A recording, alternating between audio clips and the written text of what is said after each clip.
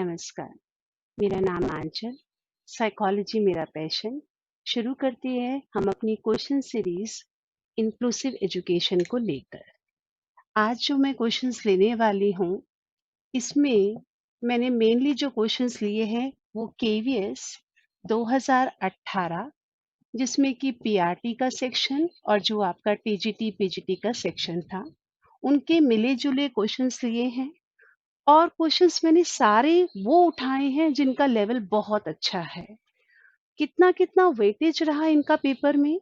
PRT के लिए पैडा वाला पार्ट 20 नंबर का आता है। 20 में से 6 क्वेश्चन आप लोगों के इंक्लूसिव एजुकेशन को लेकर आए।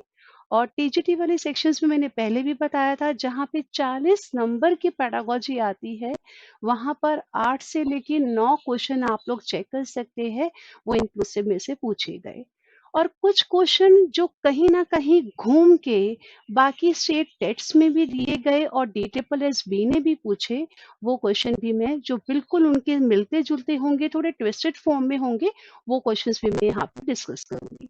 तो शुरू करते हैं। सबसे पहला क्वेश्चन, ये एक क्वेश्चन टर्म को लेकर है, पर ये टर्म शायद आप लोगों ने ना सुनी हो। ये टर्म कहलाती है प्लस करिकुलम। हाँ, पर ये जो बच्चे आपके सेन वाले होते हैं, उनके लिए जिस प्रकार की एजुकेशन का प्रावधान दिया जाता है, तो वहाँ के पोजीशन पेपर में आपको ये टर्म मिलेगी प्लस करिकुलम। अब ये टर्म के ऊपर क्वेश्चन केवीएस ने भी दिया है, और एक आपकी त्रिपुरा टेट यानी कि नॉर्थ ईस्ट वाले पेपर्स का जो नॉर्थ ईस्ट वाला टेट है, उसमें पूछा गया कि प्लस करिकुलम किस प्रकार की एजुकेशन के लिए होता है। क्या यह इंक्लूसिव एजुकेशन के लिए है? क्या यह एक जनरल एकेडमिक एजुकेशन को लेकर है? क्या यह आप लोगों का ऑनलाइन एजुकेशन को लेकर है? या ये गिफ्टेड लर्नर्स के लिए कोई प्रोग्राम है? Gifted learners educational programme. तो ये मैंने 4 ऑप्शंस आपके लिए लिखे हैं कि प्लस करिकुलम किस प्रकार की शिक्षा के लिए लाया गया। क्या यह समावेशी के लिए है, या ये सामान्य जो एक आम पाठ्यक्रम होता है, शैक्षणिक पाठ्यक्रम, वो सामान्य शैक्षणिक पाठ्यक्रम को डिनोट करता है, या यह आपका ऑनलाइन के ऊपर होता है, जैसे आप लोगों के कहीं आपने डिस्टेंस एजुकेशन के प्रोग्राम देखे हैं जो ऑनलाइन मोड पे चल रहे हैं, और यह आपके प्रतिभाशाली छात्रों के संवर्धन को लेकर एक खास प्रकार का प्रोग्राम बनाया गया है। तो चूंकि हम तो आज टॉपिक ही इंक्लूसिव एजुकेशन को लेकर कर रहे हैं, तो हमारा आंसर यहाँ पे बना इंक्लूसिव एजुकेशन। उसके बाद एक बार ये क्वेश्चन और घुमाकर पूछा गया कि यह किस प्रकार के बच्चों के लिए दिया जाता है। तो यहाँ पर ऑप्शंस मैं दे रही हूँ, थोड़ा क्वेश्चन अब ट्विस्ट हो रहा है। क्या यह हेयरिंग इम्पेयर्ड बच्चों के लिए है? तो हेयरिंग इम्पेयर्ड जो श्रवण बाधित बच्चे होते हैं, तो उनके लिए ये टर्म जो है वो सिंपल में लिखी गई है HI। या क्या यह आप लोगों का VI का बच्चा है, जिसे हम कहेंगे दृश्य बाधित यानी कि दृष्टि बाधित, विजुअली इम्पेयर्ड है? या यह किसी प्रकार की लोकोमोटर डिसेबिलिटी वाले बच्चों के लिए है, जिन्हें उठने बैठने में दिक्कत होती है? या यह SWCN, यानी कि यहाँ पे मैं देना चाह रही हूँ, टर्म आप लोगों को पहले जो मिली थी वो था CWSN। कभी कभी टर्म में थोड़ा फेरबदल हो जाता है, क्योंकि दोनों एक ही बात कह रहे हैं। यहाँ पर स्टूडेंट विद स्पेशल नीड है, पर आप लोगों को जो एक तरीका बन चुका है वो आपका CWSN को सुनने का है। तो कभी कभी थोड़ा बहुत फेरबदल होता है, लेकिन बात वही कही गई है। तो ये प्लस करिकुलम किस प्रकार के बच्चों के लिए बनाया जाता है? तो यहाँ पे अगर मैं कंसेप्ट आपको देना चाहूँ अम्ब्रेला टर्म का, अम्ब्रेला टर्म क्या होती है? एक ऐसी ब्रॉड कॉम्प्रिहेंसिव टर्म होगी कि उस टर्म में आपको बाकी के सभी ऑप्शन उसी में अंतर्निहित मिलेंगे। तो अगर हम SWSN देते हैं, तो वहां पे आप देखेंगे स्टूडेंट विद स्पेशल नीड में आपका हेयरिंग इम्पेयर्ड भी कवर हुआ, आपका विजुअल इम्पेयर्ड भी कवर हुआ, लोकोमोटर डिसेबिलिटी भी कवर हुआ। तो यह उसी प्रकार के विशेष आवश्यकता वाले बालक यानी कि जिनको हम सेन कहते हैं, उस प्रकार के बच्चों के लिए है और ये तीनों इंडिविजुअल केसेस इसी कैटेगरी के अंदर ही समा जाएंगे। तो आपका आंसर बन गया SWSN। अब क्वेश्चन थोड़ा लंबा है, पर मैं ये क्वेश्चन थोड़ा शॉर्ट करके ले रही हूँ। ये क्वेश्चन है आपका पीआरटी वाले सेक्शन में से कि प्लस करिकुलम जो है वो किस प्रकार का करिकुलम है, यानी कि यहाँ पर आपका कंसेप्ट देखा जाएगा। तो पहले ये पूछा गया है, क्या यह करिकुलम अपने आप में एक मॉडिफाइड करिकुलम है या यह करिकुलम सेन वाले बच्चों के लिए कुछ एडिशनल, कुछ एक्स्ट्रा चीजें दी जाती है ताकि सेन वाले बच्चों की जरूरतों को हम संबोधित कर पाए। इसी प्रकार क्या ये मॉडिफाइड करिकुलम है जो सेन वाले बच्चों के लिए स्पेशली बनाया गया है, या यह करिकुलम इस प्रकार का है जहां पर आप सेन वाले बच्चों के करिकुलम में कुछ ऐसे स्किल्स को ऐड करते हैं सेन करिकुलम, जिसमें कि एक खास प्रकार के स्किल्स को लिया जाता है जो स्पेसिफिक टू स्पेशल नीड को डिनोट करने वाले स्किल के समावेशन को दिखलाता है, या यह चौथे के तौर के ऊपर हमारे कुछ लेसन्स जो हैं, जो कुछ नए लेसन्स ऐड कर दिए जाते हैं, लेसन्स एडेड अकेडमिकली, कि इस लेसन्स एडेड अकेडमिकली किसके लिए? दोबारा से वही बात, सेन वाले बच्चों के लिए। तो ये काफी लंबा चौड़ा इसमें ऑप्शन है, पर चूंकि मेरे पास इतनी अभी टेक्नोलॉजिकली एडवांस चीजें नहीं है, तो मैंने उसी क्वेश्चन को थोड़ा ऑप्शंस को शॉर्ट करके आपको बोर्ड पे लिख कर दिया है। अब हम इसमें एक एक का विश्लेषण करेंगे ताकि आपका आंसर सही मिल पाए। तो पहला वाला कहता है, क्या यह सेन वाले बच्चों के लिए आपने कुछ अलग तरीके का करिकुलम बना दिया? चलिए मान लिया अलग तरीके का करिकुलम है, बट इसमें अलग क्या है वो बात की व्याख्या हमारे को ए में नहीं मिलती। तो ये कहीं ना कहीं आंसर थोड़ा इनकम्प्लीट है, तो ये हमारा ए वाला नहीं बन पाएगा। अगर मैं बी में आती हूँ, मेरे बच्चे स्पेशल एजुकेशनल नीड के हैं, तो I am not support to give them some extra burden. तो यहाँ पे मुझे कुछ नया और नहीं देना है, बल्कि चीजों को मुझे आसान करना है, तभी तो एक फैसिलिटेटर कहलाएगा टीचर। तो ये वाला भी आपका ऑप्शन कट हो गया। When you come to the option C, तो पहली बात तो हमें समझ में आती है कि प्लस करिकुलम आपका सेन वाले बच्चों के लिए है। हाँ, है ये सेन के वाले बच्चों के लिए, लेकिन इस करिकुलम में खास ये है कि ये करिकुलम कुछ ऐसी प्रकार की स्किल को अपने अंदर शामिल करता है जो अलग अलग प्रकार के बच्चों की जरूरतें होती है, which is from specific to special skill. यानी कि हमारे को यहाँ पे जो भी स्किल बच्चों को देना है, तो आपकी जो डिसेबिलिटी है वो हर बच्चे की अलग अलग है। इनफैक्ट इवन अगर सेम डिसेबिलिटी है तो उसमें भी डिग्री अलग अलग है।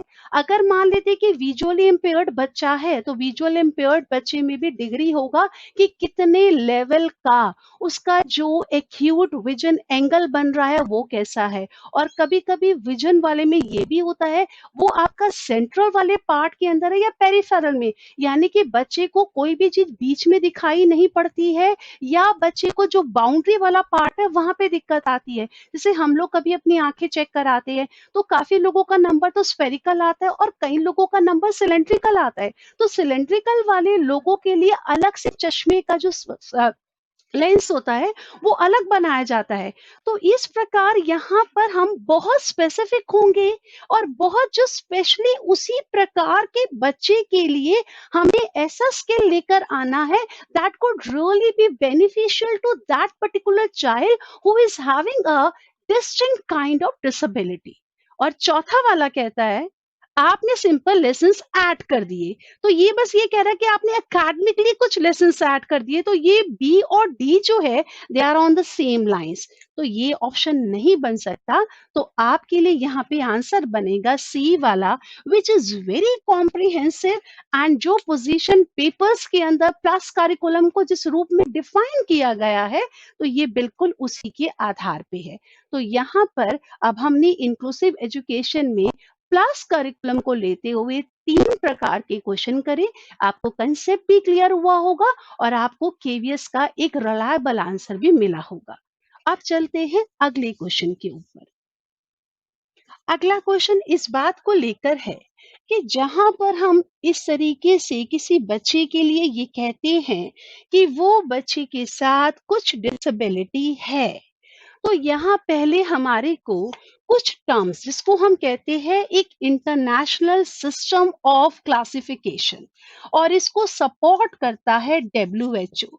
कभी कभी डी ट्रिपल एस बी में ऐसा क्वेश्चन पूछा जाता है कि डब्ल्यूएचओ के अकॉर्डिंगली क्या डेफिनेशन बनेगी विजुअली इम्पेयर्ड बच्चे के लिए। तो यहाँ जो हमने करना है इंटरनेशनल सिस्टम ऑफ क्लासिफिकेशन, ये कहते हैं कि हमारा को पहले ये क्लियर हो कि इम्पेयरमेंट क्या है और डिसेबिलिटी क्या है, ये दोनों टर्म्स में किस प्रकार का फर्क है। जहां मैं वर्ड कहती हूँ इम्पेयरमेंट, तो ये अपने आप में कहता है विकार, विकार मायने दोष। और जहां पे मैं बात करती हूँ डिसेबिलिटी की, तो यहाँ मैं संबोधित करना चाहती हूँ निशक्तता को। अब दोनों में किस आधार के ऊपर डब्ल्यूएचओ ने इस क्लासिफिकेशन को दिया है। उन्होंने इसमें माना है पहला अपीयरेंस। अपीयरेंस का मतलब यहाँ पे क्या है कि अगर आपको लगता है कि कोई व्यक्ति बाकी सामान्य व्यक्तियों से थोड़ा भिन्न है और कहीं ना कहीं वो अपीयरेंस में आपको थोड़ा अलग लगता है, वो अलग किस प्रकार लगता है। अगर मान लीजिए किसी की आंखों में प्रॉब्लम है, यानी कि अगर किसी को बहंगापन है, या जैसे मैंने चश्मा लगा रखा है, ऐसे लोगों ने चश्मा लगा रखा है, तो हमारे साथ जिनको चश्मा वगैरह लगाना पड़ता है, उनका कहीं ना कहीं जो आई का लेंस है उसकी कर्वेचर में, उसकी जो कर्वेचर की जो शेप है, उस शेप में कहीं ना कहीं थोड़ा सा वो आगे पीछे हो जाता है। तो वो शेप जब इस प्रकार की हो जाती है, तो थोड़ा दिखने में दिक्कत आने लगती है। बट उसके बाद जब आप ये स्पेक्टिकल्स वगैरह कुछ लगा लेते हैं, then you are no lesser than a normal person, यानी कि फिर आप आम इंसानों की तरह बिल्कुल उतनी ही प्रोडक्टिविटी के साथ उस काम को कर सकते हैं। तो अगर हम लोगों ने चश्मा लगा रखा है, तो हम उन लोगों के समान ही कार्य करते हैं जिन्होंने किसी प्रकार का स्पेक्टेकल्स वगैरह नहीं लगा रखा। तो चश्मा पहनना अपने आप में क्या है, एक बस इम्पेयरमेंट को दिखा रहा है कि मैंने कुछ एक्स्ट्रा लगा रखा है। इसी तरह आंखों में बहंगापन जो है, तो ऐसा नहीं है कि जिसकी आंखों में बहंगापन है वो किसी भी प्रकार का आंखों का कार्य करने में सामान्य बच्चों से पीछे रह जाएगा, नहीं, there will be no problem. तो अगेन वो अपने आप में क्या है, थोड़ा एक कॉस्मेटिक, हम अगर कहे कि एक कॉस्मेटिक फॉल्ट है जो देखने में आपको अलग सा लग रहा है, तो ये अपीयरेंस वाइज है। तो अगर ये केवल देखने में दोष लगता है, तब तो ये नाम बनेगा आपका इम्पेयरमेंट। लेकिन अगर ये इम्पेयरमेंट उस कार्य को बाधित करती है, तब वो इम्पेयरमेंट रूप लेगी डिसेबिलिटी का। तो डिसेबिलिटी अपने आप में क्या कह रही है, निशक्तता, यानी कि you're no more able to do that task successfully because of the impairment। अब इसके ऊपर क्वेश्चन आता है, when does an impairment become disability।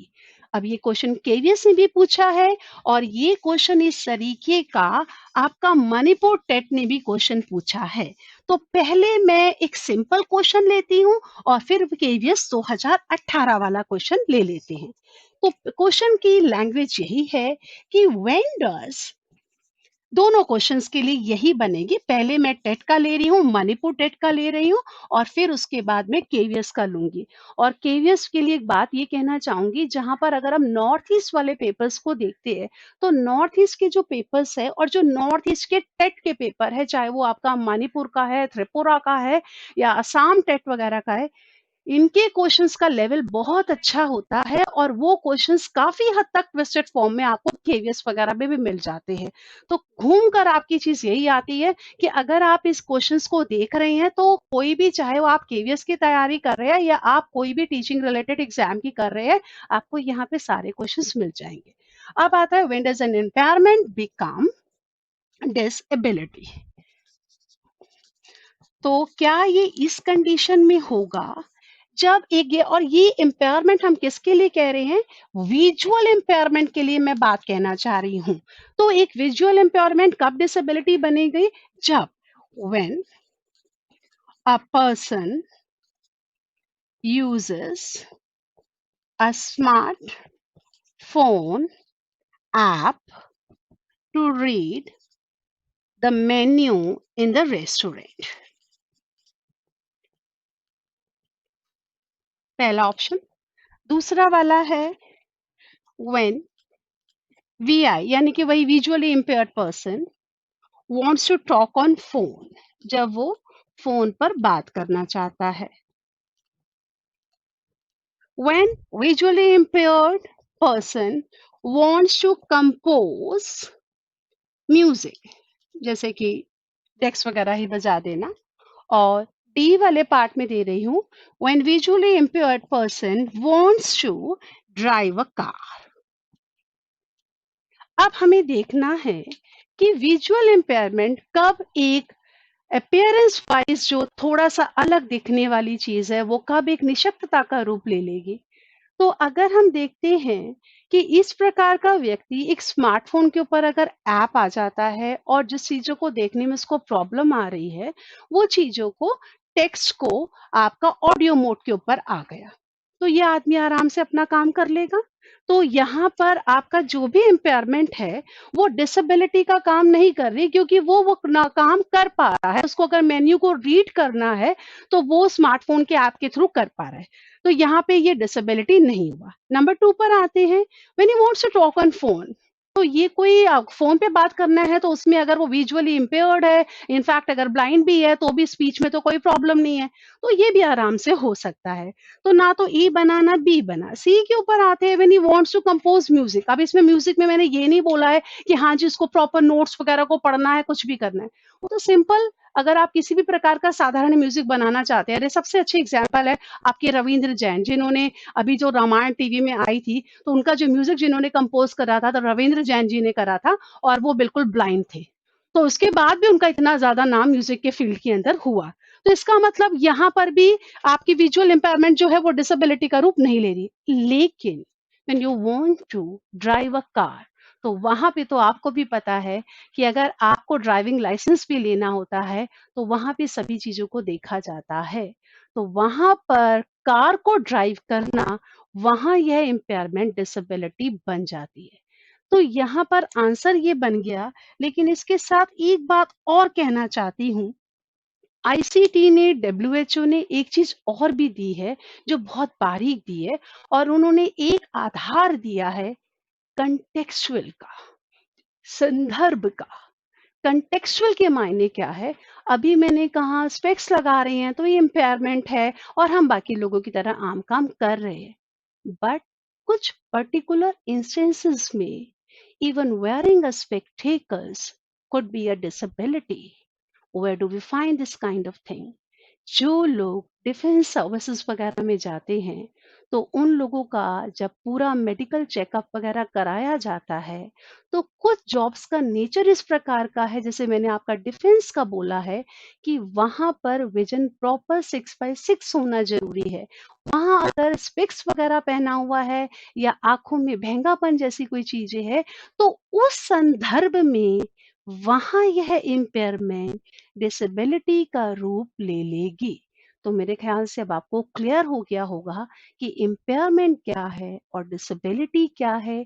दोनों टर्म्स अलग है, दोनों टर्म्स के आधार कहाँ से मिलते हैं? हमारे इंटरनेशनल सिस्टम ऑफ क्लासिफिकेशन, जिसको पूरी तरीके से स्टैंडर्डाइज किया गया डब्ल्यूएचओ के द्वारा। अब बढ़ते हैं अगले क्वेश्चन के ऊपर, और ये क्वेश्चन आपका वही 2018 के केवीएस का है। क्वेश्चन जो है वहां पे ये नहीं दिया गया कि विजुअली इम्पेयर्ड, उन्होंने इस तरीके का नहीं दिया। सिंपल पूछना चाहे कि आपका कंसेप्ट क्लियर है या नहीं है कि इम्पेयरमेंट डिसेबिलिटी का रूप कब ले लेती है। तो क्वेश्चन के ऑप्शंस जो है वो तो बहुत लंबे हैं, तो फिर से मैं ऑप्शंस को थोड़ा सा ब्रीफ में लिखते हुए बताती हूँ। पहला वो कहते हैं कि जब इस प्रकार के बच्चे को, यानी कि जिस बच्चे के साथ प्रॉब्लम है, तो मैं कहती हूँ when a sane child is reprimanded, उसको डांटा जाता है। किस लिए डांटा जाता है? For not completing the task in time, कि उसने काम को पूरा नहीं करा समय पर। या जब उस बच्चे को when he is not appreciated by the teacher, जब उसको टीचर के द्वारा सराहा नहीं जाता। और तीसरा वाला ऑप्शन है जब वह काम नहीं कर पा रहा है because he is not getting supportive environment so that he could complete his task।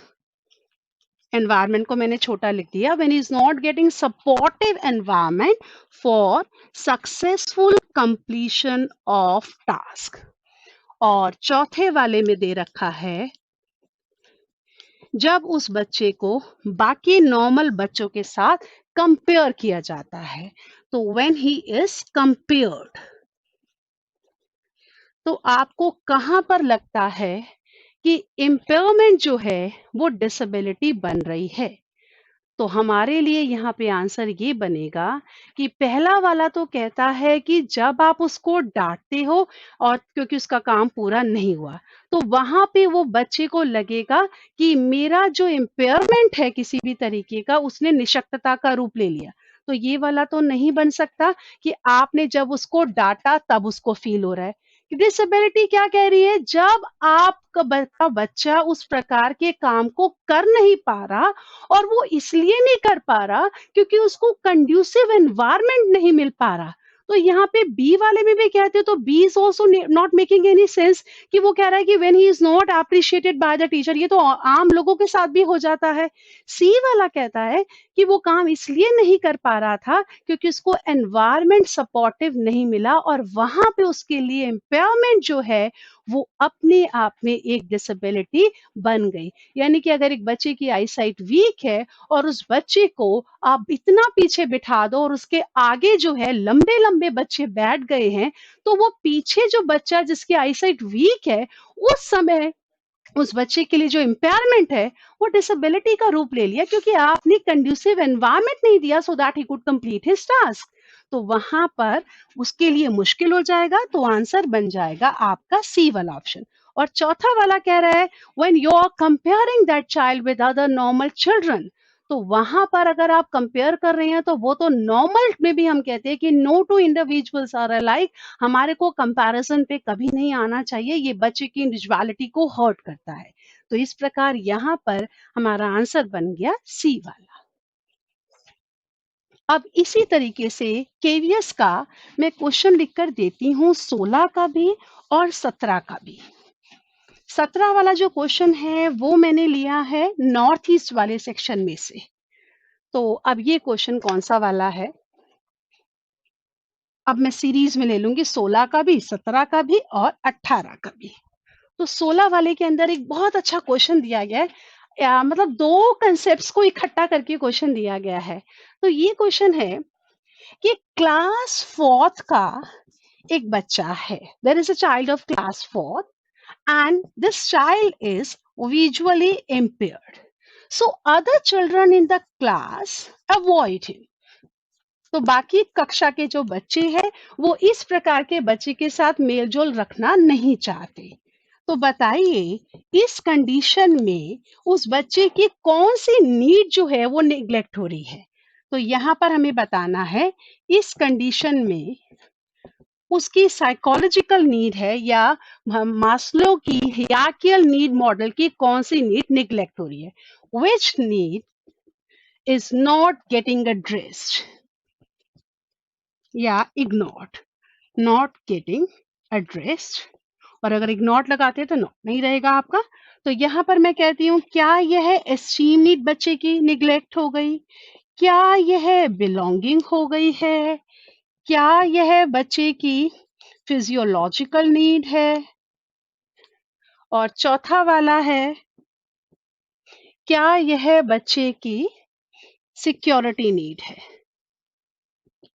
तो यहाँ पर क्लियरली क्वेश्चन को अगर हम रीड आउट करते हैं, इसमें दे रखा है कि कक्षा की बाकी बच्चे उसके साथ मेलजोल नहीं रखना चाहते, वो डेलिबरेटली इस बच्चे को अवॉइड कर रहे हैं।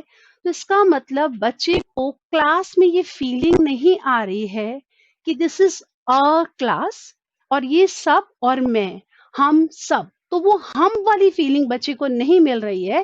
तो इसका मतलब बच्चे का बिलोंगिंगनेस वाला नीड जो है वो कहीं ना कहीं हर्ट कर गया।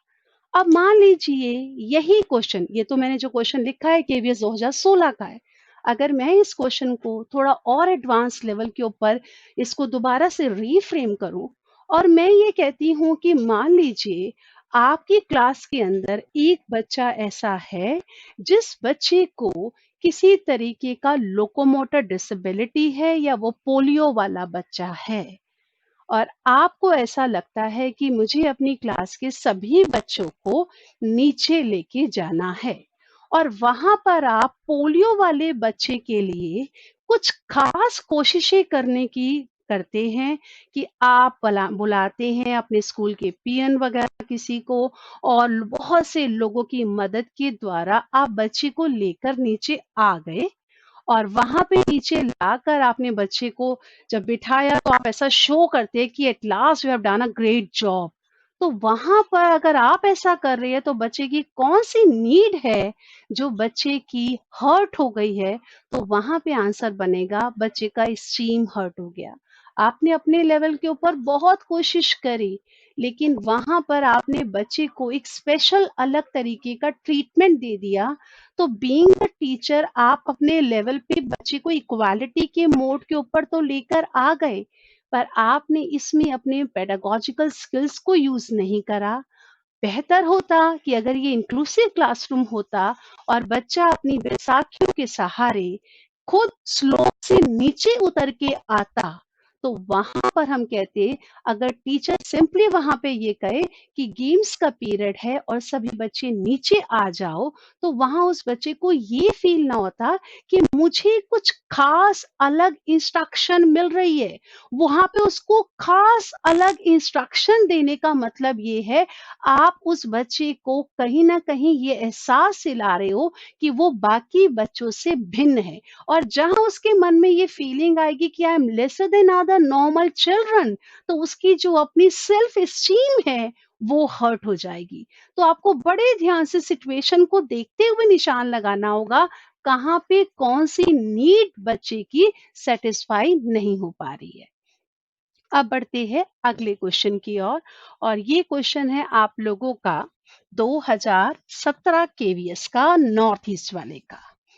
इसके अंदर भी ऐसा ही क्वेश्चन दिया हुआ है, पर ये मैस्लो के लेवल के साथ इसको मर्ज नहीं किया गया है। तो यहाँ पे ये क्वेश्चन ये कहता है कि सक्सेसफुल इंक्लूजन यानी कि एक सफल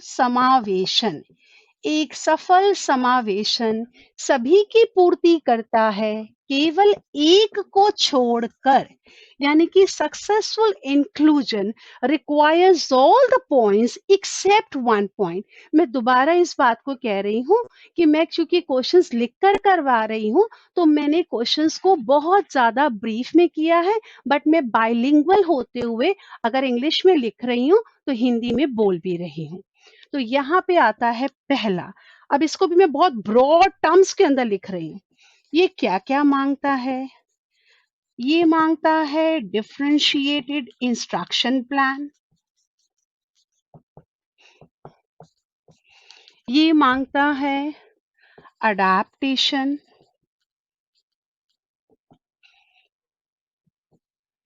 ये मांगता है एलआरई,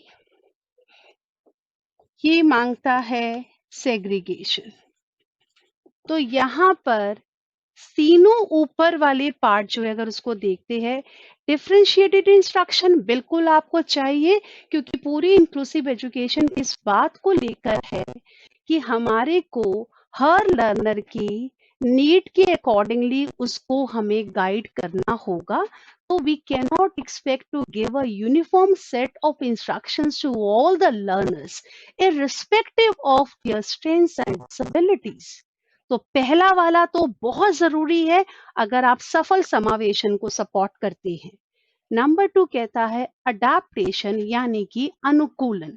हाँ, अनुकूलन हर टीचर को करना होगा, और वो अनुकूलन इस रूप में करना होगा जैसा हमारी सीबीएसई कहती है कि अगर आपके पास क्लास में, क्योंकि जब 2016 का RPWD right to persons with disability act को लाया गया, तो उसमें जब डिसेबिलिटी का नंबर 21 किया गया, क्योंकि जो पीडब्ल्यूडी 1995 था उसमें 7 डिसेबिलिटीज को लाया गया था। 1995 के बाद 99 में नेशनल ट्रस्ट एक्ट लाया गया, उसमें 2 डिसेबिलिटीज को और शामिल करके 9 किया गया, और फाइनली जब 2016 में 21 डिसेबिलिटी को लाया गया, और जिसमें एसएलडी यानी कि स्पेसिफिक लर्निंग डिसेबिलिटीज, जिसमें आप लोगों की डिसलेक्सिया, ग्राफिया, ये सब शामिल है।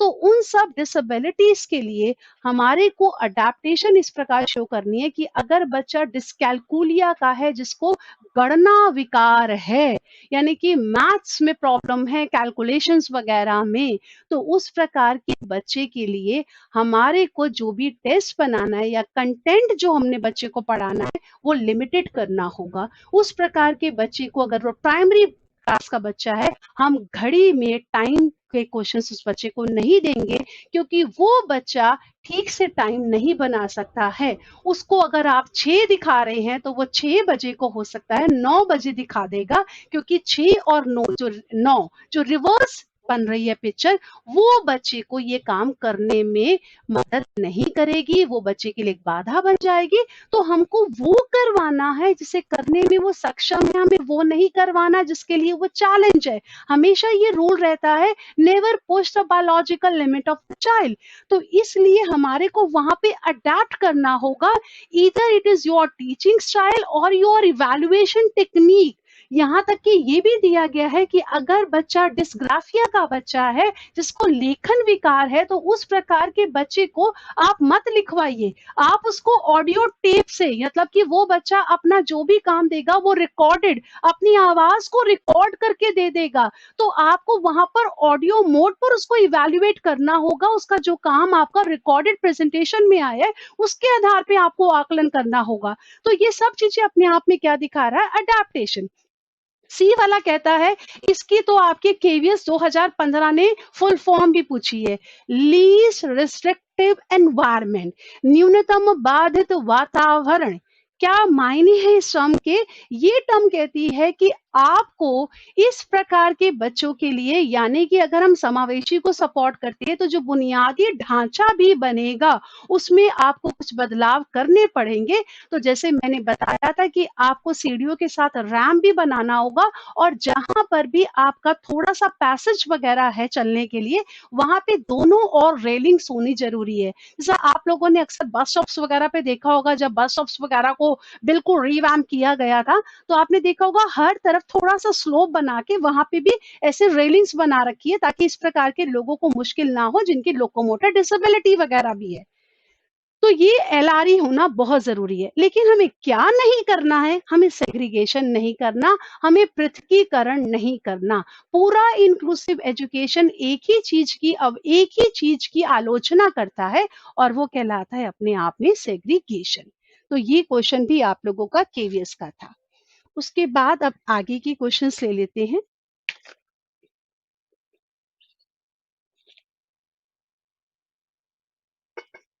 मतलब हर क्वेश्चन के अंदर जो ऑप्शन है वो अपने आप में टर्म बना के दी गई है। अब जो क्वेश्चन मैं लिख रही हूँ 18 का है, तो मैंने 16 का भी लिखा, 17 का भी लिखा, अब मैं 18 टीजीटी वाले क्वेश्चन को लिखने लगी हूँ। ये क्वेश्चन कहता है कि अगर आप क्लास में एडजस्टमेंट कर रहे हैं, असेसमेंट जो कर रहे हैं वो स्पेशल टेक्निक्स कर रहे हैं, कि आपने आकलन में भी कुछ खास प्रकार की तकनीकों का इस्तेमाल किया है ताकि आप अपनी कक्षा में सीन वाले बच्चों को भी शामिल कर सके, and different pedagogical techniques, different pedagogical techniques are followed to meet the need of to meet the individual needs of challenge child।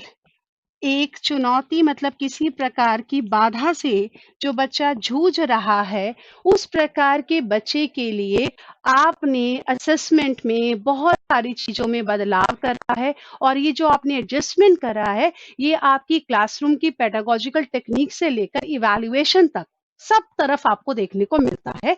तो इस पूरी प्रक्रिया को हम एक शब्द में क्या नाम देंगे? क्या यह अपने आप में अडैप्टेशन कहलाएगा?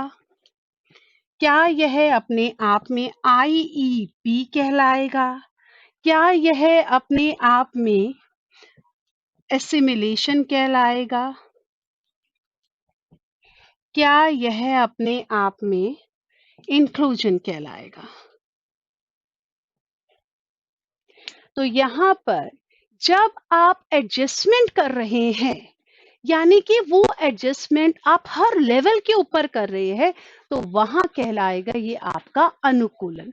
और यहाँ पर आपको थोड़ा सा कंफ्यूज करने के लिए अडेप्टेशन टर्म को और एसिमिलेशन टर्म को, इनफैक्ट ए और सी को केवीएस ने इकट्ठा करके दिया था, ए और बी, मैंने थोड़ा ऑर्डर चेंज करा है, क्योंकि आपके दिमाग में ये टर्म्स को सुनने के बाद जीन पियाजे का ख्याल आ जाता है कि अडेप्टेशन और एसिमिलेशन तो जीन पियाजे में थी, तो ये यहाँ पे क्या है? तो जो इन्होंने दिया एसिमिलेशन, वो केवल आपके लिए कंफ्यूज करने वाला पॉइंट है, क्योंकि एसिमिलेशन तो कहलाता है पुराने ज्ञान से नए ज्ञान को जोड़ना, यानी कि वो अपने आप में कहलाता है आत्मसातीकरण या समावेशन। और इंक्लूजन को हम कहते हैं समावेशन नहीं, समावेशन शिक्षा को लेकर है। तो यहाँ पर आप टर्म्स में कंफ्यूज मत होइएगा। और आईईपी ये कहलाता है इंडिविजुअलाइज्ड एजुकेशनल प्रोग्राम, यानी कि हर बच्चे की नीड के अकॉर्डिंगली आपको उस बच्चे के लिए बिल्कुल एक अलग प्रोग्राम बनाना होता है।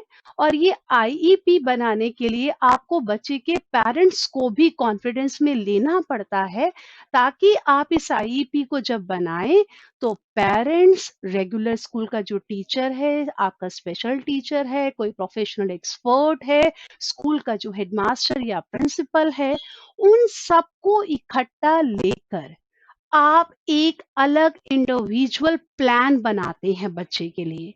पर यहाँ पे इस तरीके की बात नहीं की गई, यहाँ केवल बोला गया है कि आप उन सारी टेक्निक्स को फॉलो करते हो ताकि आप हर प्रकार के चैलेंज चाइल्ड की इंडिविजुअल नीड को सेटिस्फाई करो। और उसमें ऐसा नहीं लिखा गया है कि आप इस फीस के लिए पेरेंट्स का, बच्चे के अभिभावकों का भी सहारा लेते हैं। तो ये अपने आप में कहलाएगा अडेप्टेशन।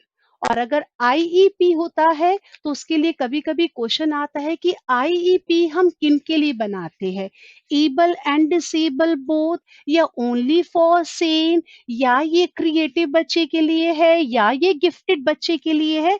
तो ये आंसर आप लोगों का बनेगा कि आईईपी केवल हमारे उस प्रकार के बच्चों के लिए जो सेम की कैटेगरी में आएंगे, जिनकी स्पेशल एजुकेशनल नीड होगी। उसके बाद कभी कभी क्वेश्चन जो है वो बड़ा ही सिचुएशन बेस्ड क्वेश्चन आ जाता है। और वो सिचुएशन बेस्ड क्वेश्चन में इस तरीके की चीजें केवीएस 2018 ने पूछी है कि मान लीजिए अगर एक बच्चा विजुअली इम्पेयर्ड है और उस प्रकार के बच्चे के अधिगम को यदि आप मैक्सिमाइज करना चाहते हैं, you want to maximise the learning, तो आपको वहां पे किस चीज का सहारा लेना पड़ेगा? क्या वहां पर आपको काइनेस्थेटिक मोड के ऊपर आना पड़ेगा, या आपको वहां पर बच्चे को कुछ टेक्टाइल स्पर्शी इनपुट्स को देना पड़ेगा, या आपको ऑडिटरी सिस्टम्स के ऊपर काम करना पड़ेगा, या आपको लर्निंग एड्स वगैरह लेकर आने होंगे? तो यहाँ पे ऑप्शंस बहुत ही घुमा के पूछे गए हैं, बट आपको यहाँ पे क्या करना है, पहले आप ये देख लीजिए कि जो बच्चे का डिसेबिलिटी का नेचर है वो क्या है। नेचर है वीआई का लेकर, यानी कि दृष्टि बाधित बच्चा है। तो आपको भी क्या लगता है कि दृष्टि बाधित बच्चे को अगर आपको कक्षा में रखना है सही रूप में कि उसकी लर्निंग को आप मैक्सिमाइज कर पाओ, तो उसको कक्षा में समझने के लिए आपके क्या करना जरूरी होगा कि क्या आप बच्चे को काइनेस्थेटिक मोड के ऊपर लेकर आओगे कि जहां पर आप उसको बॉडी मूवमेंट्स वगैरह के थ्रू उसकी लर्निंग को मैक्सिमाइज करोगे, या नंबर 2 पर है कि आप बच्चे को टेक्टाइल इनपुट्स देंगे जिसमें आपके स्पर्श वगैरह की चीजें शामिल है कि स्पर्श इंद्रियों का इस्तेमाल करेंगे आप ज्यादा, या आपको लगता है कि आप ईयर्स वगैरह के ऊपर ज्यादा काम करेंगे, या आप लर्निंग एड्स वगैरह को लेकर आएंगे। तो लर्निंग एड्स जो है वो तो आपका हर प्रकार की चीज के लिए काम करेगा। इनफैक्ट वो तो तब भी काम करेगा when you have normal children. तो आप तो नॉर्मल चिल्ड्रन के लिए भी लर्निंग एड्स टीएलएम वगैरह का इस्तेमाल करते हैं, तो यहाँ पे लर्निंग एड टर्म्स जो है वो तो सभी के लिए एक जनरल टर्म बनेगी। यहाँ हमारे लिए ज्यादा इम्पोर्टेंट क्या होगा कि हम टेक्टाइल इनपुट्स का इस्तेमाल करें।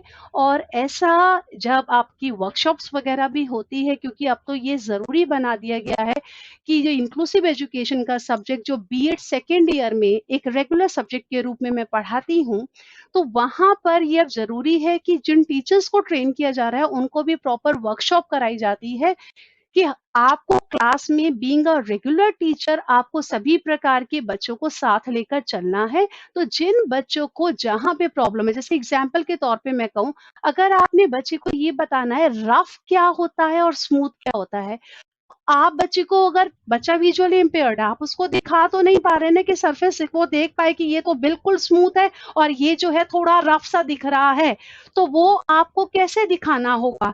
वो आपको देख नहीं पा रहा है तो वो फील करवाना होगा। जैसे आपने मूंगफली का छिलका बच्चे को दिया, अब आप ये बोला ये मूंगफली का छिलका है, वो सुन तो लेगा कानों से, but he can not have that feel unless he touches it. तो आपको वहां पे ज्यादा बढ़िया क्या है कि वो खुरदरा और बिल्कुल चिकने के लिए आप बच्चे के लिए अनानास का छिलका ले आए, मूंगफली का लेकर आ गए, और स्मूथ के लिए आपने रेशम का कपड़ा वगैरह कुछ दिखा दिया या कोई और ऑब्जेक्ट दिखा दिया, ताकि बच्चे को ये आइडिया क्लियर हो जाए। तो वहां पे ऑडिटरी भी काम नहीं करेगा, वहां काम करेगा आपका टेक्टाइल वाला जिसको बच्चा टच कर पाएगा। तो ये आपका बनेगा टेक्टाइल इनपुट्स वाला आंसर। अब इसी प्रकार कभी कभी क्वेश्चन और भी ज्यादा घुमा के दे दिया जाता है।